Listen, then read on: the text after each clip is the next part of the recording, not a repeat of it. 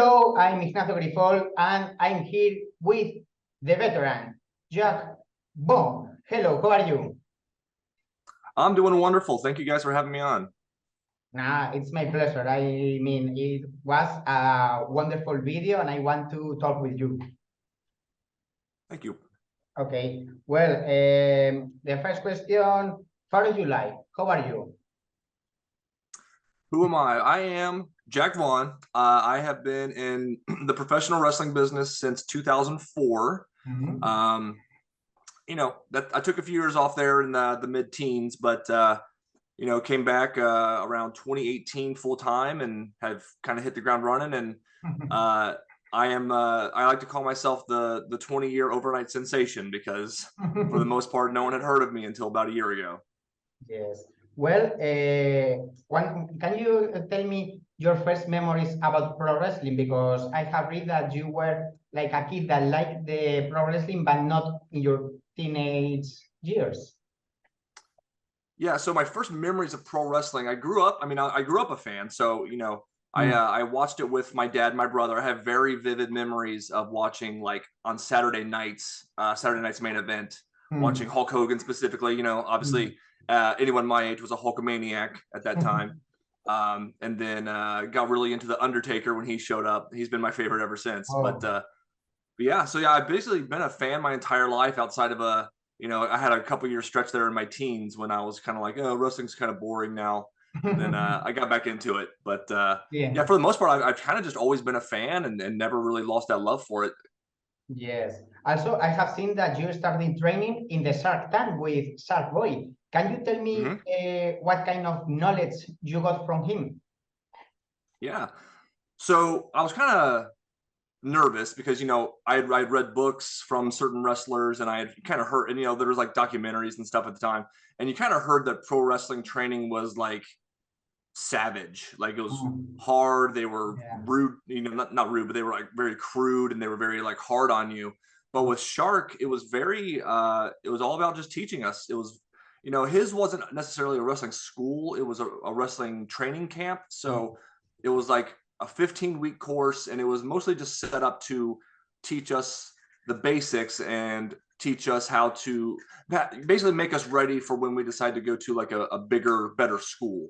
So it was really just like, obviously we learned the bumps and stuff like that, but it was mostly storytelling, psychology, and stuff like that. So it really wasn't your typical wrestling school experience. It was much more laid back than normal. Yes, I expect that. I mean, you read about things like Stu Hart and the Dungeon or something like that, that very hard training.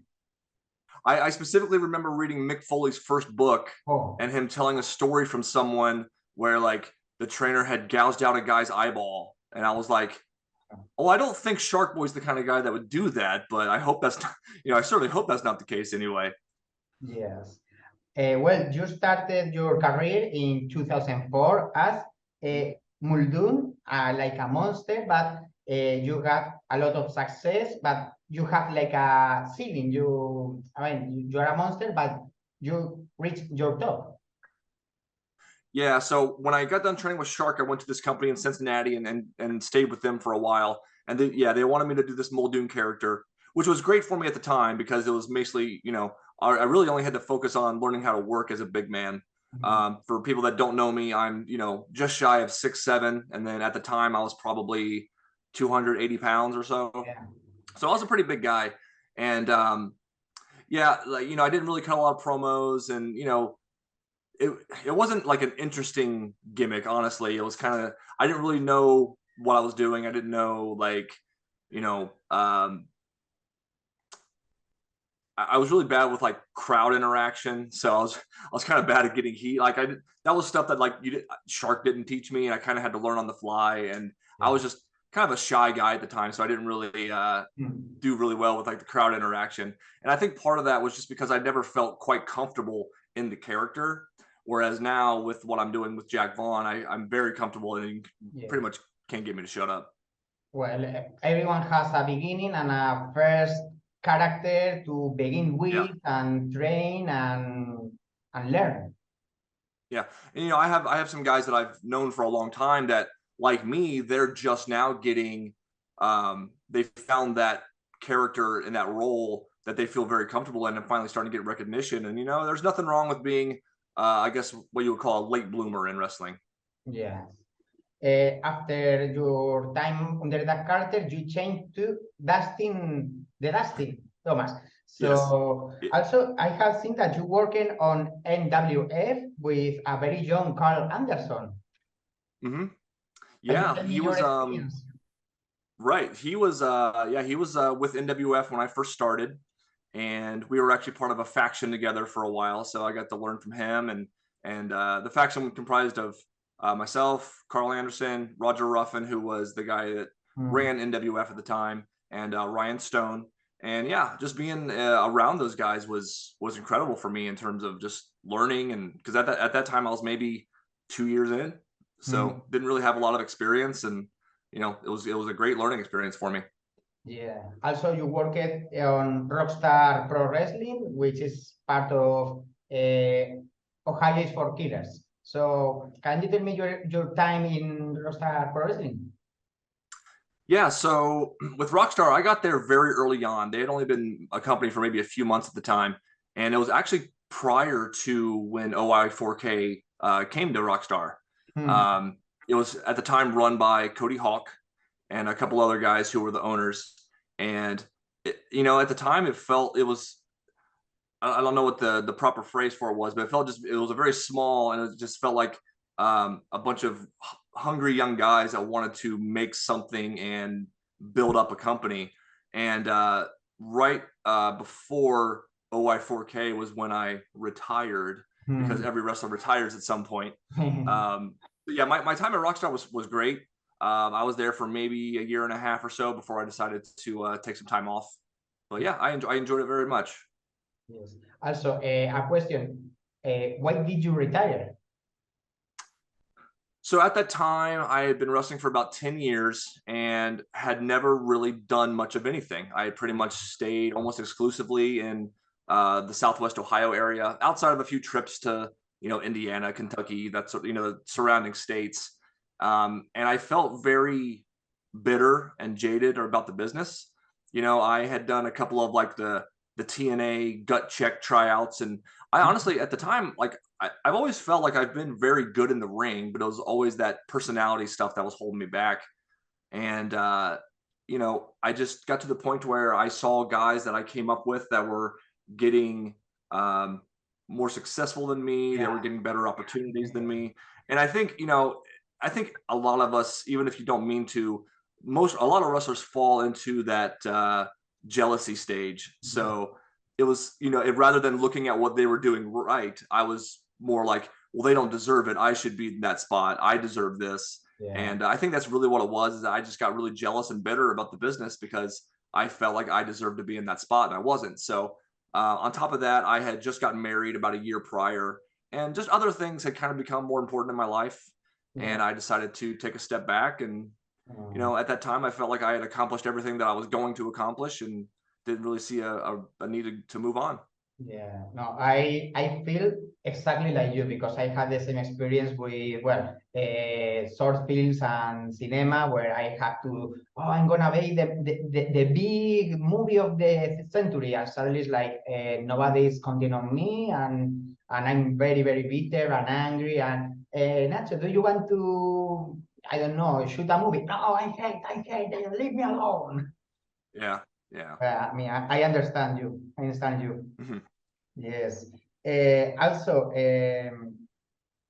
COVID, I have read that during the pandemic, you have like a hospitalization, really? Or No. I work in a hospital. you work in hospital? Oh, yeah. Can you explain me? I mean, I think it's a very dark time, but can you explain me something that you live? How do you see the COVID in the front line? Yeah, so I actually, you know, I guess spoilers, wrestling is not my full-time job.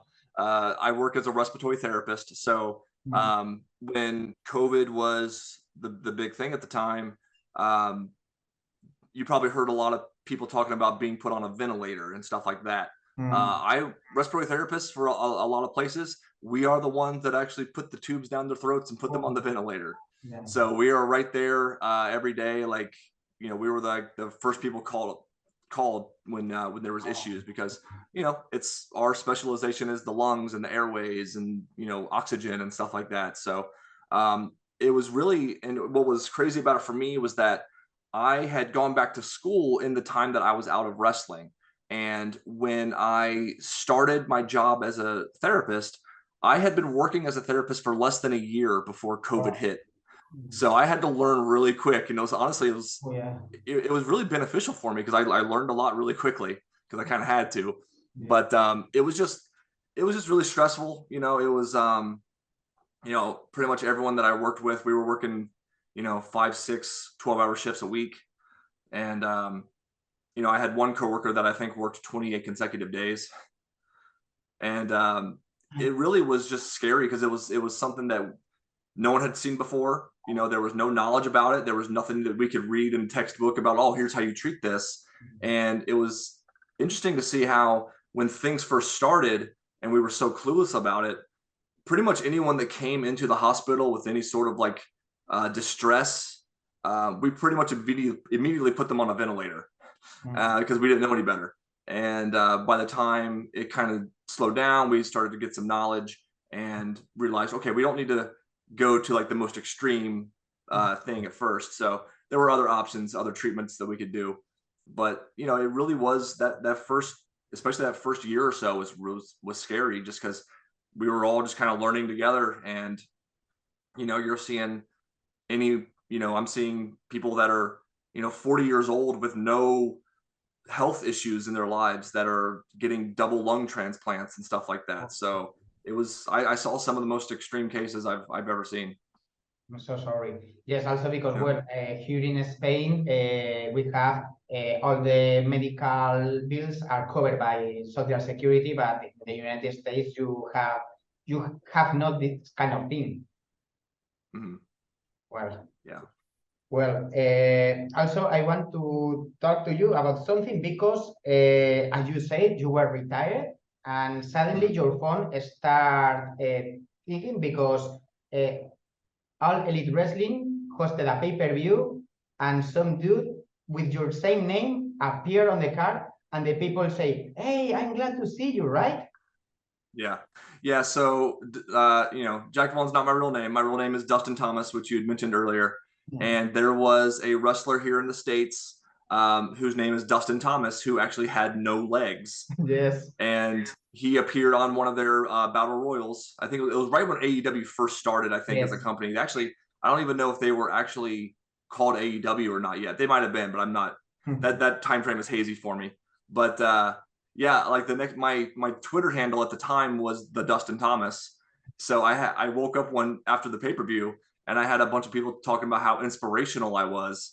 And I was just like, what is going on? And then I slowly realized, oh, there's that wrestler with no legs. He was on that pay-per-view. So yeah, that was before I got back in. I'm like, why am I suddenly have like 30 mentions on Twitter? Because I never had that before.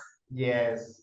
It's pretty weird because suddenly you have this, oh yeah, you are our big inspiration. Yeah. Also, you have no legs. What? Yeah.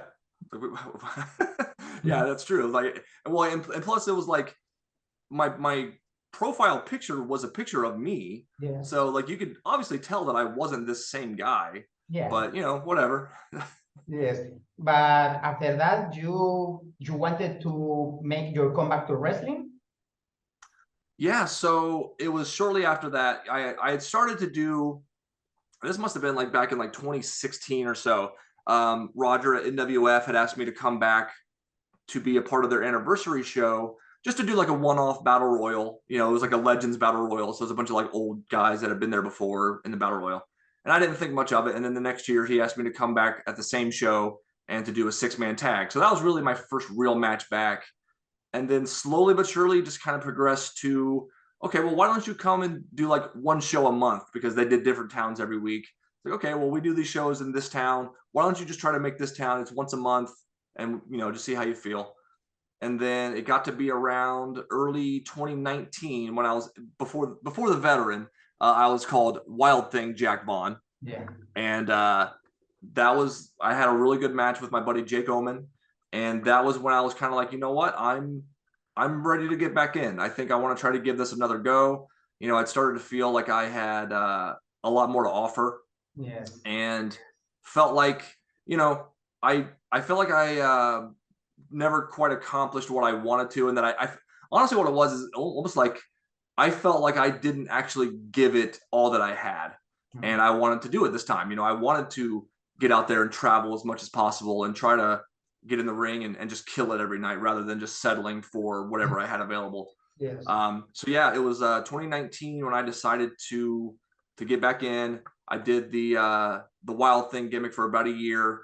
And then I came up with the veteran in February of 2020. And then a month later was when COVID kind of shut everything down. So I didn't actually get to be the veteran for about 6 months after that, but I did a bunch of videos and stuff like that. And, you know, there was a little bit of buzz about me coming back when the veteran finally was able to debut. Yes. I think that maybe the angry and bitterness, like it was hold you down, right? Like yeah, like when I decided to come back, it was really, I just wanted to come back to have fun. You know, I wanted to be with my friends. You know, I had a bunch of friends that I missed them, you know, because a lot of my friends don't live near me. So it wasn't like I could just go to a show they were on around me. So it was like I miss traveling and going to different states and seeing my friends and getting in the ring with them. And really it was just like, man, I want to give it another go and I want to have fun. And because I felt like when I quit wrestling, I was no longer having fun. And, you know, it sucks when the thing that you love, you're no longer enjoying. So I was like, you know what? I'm not even going to take it that seriously. I'm just going to get back in. I'm just going to have fun. And it's been pretty good ever since. yes. Also, I have seen your videos and like the first character, it was a big beard, and you changed to the mustache, like the very manly mustache. Can you tell me what's behind the mustache? Why it has like this conception of being very strict? So it's funny. The mustache kind of came about because of COVID. When COVID hit, I had to be able to fit an N95 mask on with like a good seal. Yes. So I was actually clean shaven for maybe like 2 months. And then I was like, well, I can still fit a mustache under the mask. So that's when I came up with what I have now. And I think it's just like the reason it works for me is just because, you know, you think like this mustache, I think of guys like Hulk Hogan, Jake the Snake, that very like old school look. And it's something that guys don't really, you know, this mustache is not something you see walking down the street. You know, it's something that is very out of vogue these days. Maybe you saw it a little bit more in the 80s and 90s, but not so much today. So I think it just gives that old school vibe. And I think that's honestly, I feel like if COVID was a blessing to anything, it was just like it helped me really develop the look of the character better than I had before. Yes. One friend of mine, this kind of mustache, call it a mustache of a father who doesn't know how to show love. Oh, so I think here in America we call it a Fu Manchu. Yes, yes. Also. And a lot of people incorrectly refer to it as a handlebar mustache. So I want everyone to know it's a Fu Manchu. Fu Manchu, yes. Also, can you tell me the inspirations of your character? For example, I have seen Charlie Sin, right? The character of Rick Vaughn. Yeah, I mean that's obviously where the Wild Thing Jack Vaughn came from. It was a gimmick that I came up with while I was out of wrestling, because when I was out of wrestling, I mean, I didn't have an actual match for probably 3 or 4 years. And even when I was out of wrestling, I was constantly thinking about wrestling. Like I was thinking of, I was cutting promos in my head, and I was like, I'd hear like a song and I would think, okay, well, what kind of wrestler would use this kind of music as their entrance music? And what happened was I listened to a heavy metal cover of Wild Thing, and I was like, oh man, that'd be such a cool entrance music, but like who would use that? And at first it was like, I was just going to straight up rip off Rick Vaughn entirely. Like I was going to get gear that had like, it would look like baseball pants, and I was going to have like a jersey that said 99 and stuff on it. I didn't go that far, but yeah, that was obviously a big inspiration to the character. The glasses that I wear to the ring are still very much the Wild Thing Rick Vaughn glasses. Can't use the Wild Thing song anymore because of Moxley. Thanks, Mox. But that was a big inspiration for the start of the character. And then when it came to the rest of it, I really just wanted it to just be just anything old school. So I was watching a lot of like, NWA, like mid 80s NWA. And, at first I was like, I'm going to let the chest hair grow back. I'm not going to like shave my legs or anything like a lot of wrestlers do. I want to look like that old burly man. Yeah. And it worked really well. And I, at the time I was like, man, I need to bulk up. So when I decided to really get back in, at the time I was like 215 pounds. And then within a year of deciding to bulk up, I think I was on like 260. But then I got to a point where I just didn't feel comfortable at that weight. I felt like I looked bad, and I trimmed myself down. So now I feel like I'm in decent shape. But yeah, the big inspirations were like guys like Arn Anderson, Magnum TA, Bruiser Brody and Stan Hansen were two of the big ones for me. Yes. That's why I use a lariat as a finish now, is because of Stan Hansen. So yeah, those were the big ones that I can think of off the top of my head. But pretty much anything from like the 80s that was what I was kind of going for. Nice. After your return, you are pretty, you usually work at Ohio Valley Wrestling. You are a former heavyweight champion and Kentucky champion. What can you tell me about your time in Ohio Valley Wrestling? So with OVW, it's been great. So they do weekly television. It's live TV. So I had never had any experience working TV prior to that. So it was definitely a bit of a culture shock for me, where, I'm used to working the independents, and, you kind of have like a vague time frame of like, okay, your match has this amount of time and that sort of thing. But with working live TV, like you're getting constant time cues. You're being told like, hey, you have to finish now. Like you can't be, over on your times. There's a lot of things that, like a lot of guys don't think of when they're on the independent, like, working towards the hard cam and stuff like that. So, it was new for me, and it's I think for anyone whose goal is to work on national television, find a place that actually does live TV and try to get in, whether that's OVW or whoever else it may be, because the more experience you have, the better. I'm sure that those big companies want to know that you already have some experience working their style. And you may think that like, no matter how much experience you have, that how to work television, but I assure you that you probably don't, because I freely admit that when I first showed up at OVW, I did not know how to work television. Yeah, it's true. Like the John Rock, the series that I gonna make my debut at Survivor Series. Don't turn your back on the hard camera. Turn back. Right. Exactly. Well, also about your character, it was against social media, no Instagram, no TikTok, but you changed your mind. Can you tell me why? Yeah, so when I started the Veteran, I had like a Facebook, I had an Instagram account, but they were like my personal ones. And I would just occasionally post wrestling stuff, because in my head, I was like, well, what's something that an old school wrestler wouldn't do? He wouldn't have social media. But unfortunately, with the way that the world is today and with how wrestling is, social media is pretty much necessary if you want to get your name out there at all, if you want any exposure. But I was really resistant to Twitter and then TikTok as well. And eventually I got a Twitter, and I changed all the names on my other social medias to be just my wrestling accounts, and I don't post anything personal anymore. But really what it was is no more Dustin Thomas, no. But with TikTok, obviously that's the one that kind of started it all with getting me the exposure that I have now. And that was all because of a guy by the name of Bob Evans, who's a guy here in the States who's done work with all the major companies. He's a incredible trainer and just an incredible mind for the wrestling business. He's someone that I've known for a while, and he told me that he really liked the way that I did social media because it was all in character and it was all like, it was all kind of designed to get heat with people. You know, like I didn't care if I offended people or if I said something about the business that they didn't like. I just wanted to get heat.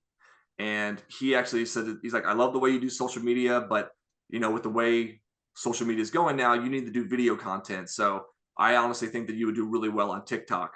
So that's kind of, you know, a couple days later, I filmed a couple things and then posted a couple videos, and they pretty much hit immediately. Yes. Bob Evans, Brutal Bob, right? The former manager of Mike Bennett. I'm sorry, I couldn't. You broke up there a little bit. Bob Evans is Brutal Bob, the former manager of Mike Bennett, right? Yeah, I believe so. I know he definitely has a connection with Mike. I think that was at a time when I wasn't really following wrestling. So, excuse me. Oh, no, you're good. I know that he had this character like the trainer of Rocky, that he was like, oh, you're gonna eat thunder, and it's a very old school character too. Yes. Yeah, Bob is also a very old school guy. Yes, yes. How do you think about Brutal Bob being your manager at some point? We've never discussed that. I mean, Bob's still, you know, he's doing his own thing, and you know, he's still wrestling. I think on a full time. I mean, he has a full-time job, but I think he's still wrestling a pretty full-time schedule. So, and plus, Bob does a lot of seminars and teaching stuff now. And honestly, like, we don't live in the same area, so it would just have to require us to kind of get booked on all the same shows together. But that would be, I mean, I would not be opposed to Bob managing me, because anytime I can get to learn from him is a good time. Yes. Also, suddenly you make a TikTok video and like a bomb. I mean, it exploded, a lot of reproduction. It went viral. It went viral. So can you explain me what happened? I mean, why is this magic wand that touched you? I wish I had an answer, because I have a lot of people that ask me the same thing, like how. So I posted the first video at midnight because that's not a good time to post videos, just so you know. But I did it just because I was trying to learn. I wanted to learn the platform, and I really was just like, okay, well, it's my first video. It's probably not gonna, like, no one's gonna watch it. I'll just kind of post it now, just to kind of get used to what the app is, because I'd never used it before. And you know, I kind of kept track of it, but you know, by the time I woke up the next morning, I think it had like 5,000 views, which for me at the time was like, oh my god, like anytime I posted like a wrestling video on Facebook, it would get like 100 views or something like that. So I was like, oh my god, 5,000, that's huge. And then within 24 hours, it was almost at 100,000. So I wish I had an answer for like why it worked, but I think it's just one of those things where, like, I just found a niche, and you know, it found the right people, and they kind of latched onto it, you know, and because of the success, I just like, all right, well, I got to keep this going. So you know, I honestly, I don't have a good answer as to why it blew up, but I think it just found that niche audience, and they really gravitated toward it. Yes. Did you feel like you got more bookings thanks to the viral video? Oh, absolutely. So I posted my first video last September, and just this year, I have had multiple promoters tell me, like, yeah, we had never heard of you before the social media stuff. And honestly, I had one promoter tell me he didn't even know if I was any good. He just booked me because of the social media following. And he's like, oh, you're actually a good wrestler. That's good to know. But yeah, my calendar has definitely been pretty full since the video stuff started taking off, which has been great, you know. And I'm doing a lot of traveling. I'm going to be doing even more here in the coming months, so it's been great. Well, great. Also, our great characters are, like Jim Cornette say, yourself up to 10. There is something about views about the modern style of pro wrestling that share with Jack Vaughn? Yeah, there's I think you know, Jack Vaughn it really is like how I really feel about wrestling. I'm not maybe as hardcore as Jack Vaughn is. I'm definitely not as you know, hard-headed and bullish about it as Jack Vaughn would be. But yeah, that's, you know, I tell people a lot, like, you know, yes, the indie style is not my favorite. But you know, do what you got to do, you know, like, if, you know, get over however you got to get over. But like, I really don't like that style of wrestling. And for Jack Vaughn, you know, he's going to be very outspoken about why it's bad, and like why he's you know, he wants wrestling to return to the old ways, because, you know, that's the stuff that I grew up on. It's the stuff that I still like today. And, you know, I feel like I've had opportunities, and I've shown people that, hey, psychology and storytelling still works. And I think, you know, look at stuff with like the Bloodline going on right now. They show that storylines can still work. We were talking about your views of the modern style of pro wrestling. So I think that you are, for example, more near to FTR and CM Punk than the Elite, right? I would say that's a pretty safe assumption. Yeah, like when it comes to I mean, FTR, I think are, you know, between the two of them, I think they are probably two of the top 5 best wrestlers in the world today. Them and guys like Gunther. I could not watch enough Gunther. Like, he's been my favorite wrestler for the past few years in terms of guys I like to watch. He's just, you know, and I know Cornette says it all the time, but there's no one better in wrestling at portraying who they are than Gunther, and I can't help but agree with that. Yes. Also, there is, since you are the last real professional wrestler, there is another wrestler, the last real man, Silas Young, that Yeah. did you think to make a tag team with him? I've only met Silas once, but I've had a lot of people suggest that to us, and I'm sure he's probably heard the same thing. If he happened to catch this interview, like, I would be more than happy to make that happen. I mean, like I said, I've only met him once. Seems like a good guy. I feel like he and I would get along. I feel like we probably have very similar mindsets about the wrestling business. So, you know, if anyone wants to make that happen, I would be more than willing to give it a shot. Yes. Also, you are against the slap, right? Yeah. Yeah. You created a change.org to ban the slap. So the thigh slap just started as a joke. Like, it was something that I put in a video just to kind of make fun of, because it's, you know, you can't watch any wrestling today without seeing guys slapping their thighs the whole show. Yeah. So it started off as a joke, but then it was one of those things that the people that watch me just latched onto again, and it became a thing for me. So now I am the guy that does the thigh slap.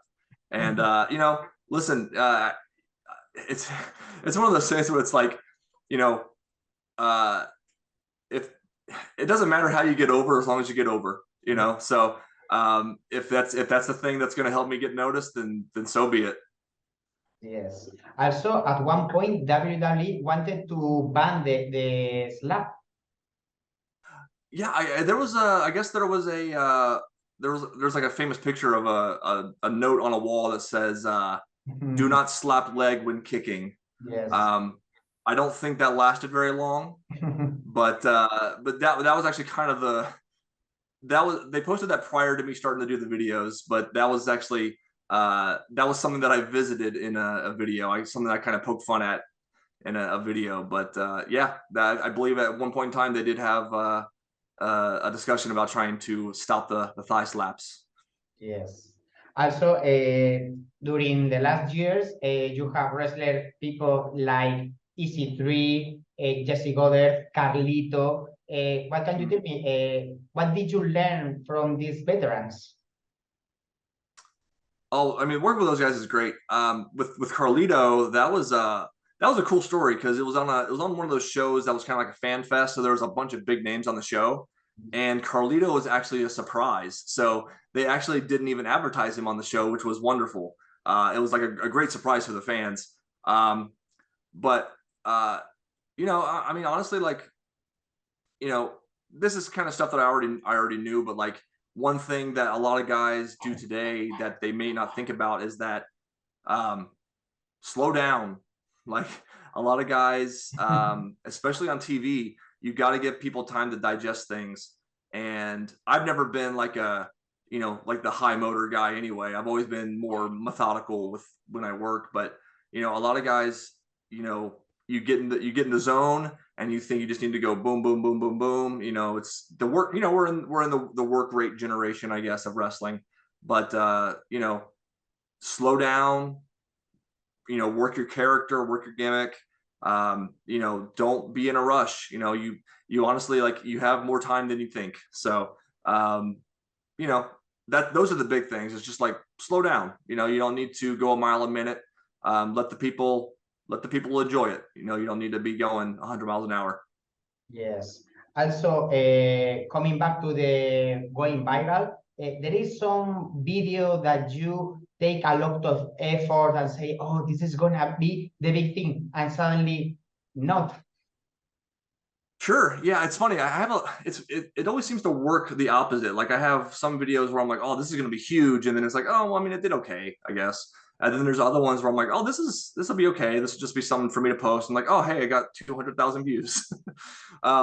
So there's not like one in particular that stands out. There was one that I was really proud of, which was it was called the resurrection of the vet machine, which was just me doing like a mock like documentary of a deathmatch wrestler coming out of retirement. And it didn't do as well as I would have liked, but that's like one of my favorite videos just because I got to be more creative. And it was a longer video, and I think that might have been why it didn't do the kind of views, because you know, our attention spans are nothing these days. But that's actually one of my favorite videos. So if anyone hasn't seen that one, please go back and find it, because it's probably my favorite video that I've done. Yes, because it's also, as you say, the opposite. You try hard enough, no results. Anything. Oh my God, viral. Right. Yeah. And like some of the videos that I've done that are like I have some videos that are like 15 seconds long, and they're the ones that do crazy numbers. And it's probably just because, you know, they're shorter, people are able to digest them better, you know, and that's unfortunately that's how things are going. Just our attention spans are getting shorter, and you know, those longer videos just don't work as well. Yes, I also like the rest call conversation. Like, oh, is your mom? Yes, he's in the front row. Oh, yeah. Yeah. That was I can't remember how I came up with that idea, but it's just like you know, obviously a lot of the stuff I do is satire. It's, you know, a lot of it's supposed to be lighthearted and fun. Some people take it a little too seriously, but yeah, that was just something like you see you know, if you watch wrestling enough, you probably, you know, you'll see a rest hold, which I hate that term, but you know, it's kind of one of those things like you'll see people talking, you're kind of like, oh, I wonder what they're talking about. So, you know, I was just kind of poking fun at stuff. Right. Well, there is only one more question. What are your future plans? I mean, do you have any idea to go to the big leagues, like Impact, Elite, or something? That's the goal, you know. You know, even though I'm a little bit older, I'm getting ready to turn 38 in about a month, but you know, I have avoided major injuries for my entire career, so I still feel good. I'm still healthy. I still feel like I have at least a good, I don't know, 5 to 10 years, as long as I can stay away from major injuries. And I feel like I have a gimmick that would do really well on national television. So, you know, that is the goal. Whether it happens or not, is, you know, who's to say? If it doesn't happen, that's fine. I'm enjoying what I'm doing, and that's the big thing. I'm loving it. And despite, you know, the trolls that don't like what I'm doing and love to tell me that I'm a nobody and that I'll never make it, you know, I'm at this point in time, like I'm at the very least, when I look back on my career, if I never make it big, I can at least look back and be like, you know what, at one point in time, I was one of the most talked about guys on the independents, which is something that a lot of guys can't say. But yeah, I mean, I would love to have just that one run on a national company, whether it's AEW, WWE, you know, Impact, NWA, whoever it is. I would just love to have that one run on a national stage, because I feel like I would do really well. Yes. Also, since you started in 2004, you have seen like the evolution of the independent circuit, because in 2004 it wasn't hot in mind, small promotions, and now there is a lot of promotion with big budgets and a lot of talent. Can you tell me the evolution? Yeah. So when I first started, like, I mean, it sounds like an excuse, but like, I didn't know that there were so many independent promotions because, you know, guys weren't making a living on the independents. And, you know, the big independents at the time were like, you know, at least in my area, were like IWA Mid-South. And, you know, that was the one where like a lot of the guys that went on to become major stars were, you know, were working. And I'm sure that there were a few more, like, I believe ECWA up in the Northeast, they did like their 8-man tournament every year. Like that was one of the ones that I knew about. And outside of that, like it was really just like WWE, TNA, Ring of Honor, and, you know, a handful of like small promotions in, you know, local markets. But yeah, these days, man, like you throw a rock in any direction, you're going to hit 3 different independent promotions. Which is a good thing because it gives guys plenty of opportunities to get reps in and to get matches under the belt. But at the same time, you got to be very wary because, you know, it's basically like if you have the money to put on a wrestling show, you can put on a wrestling show.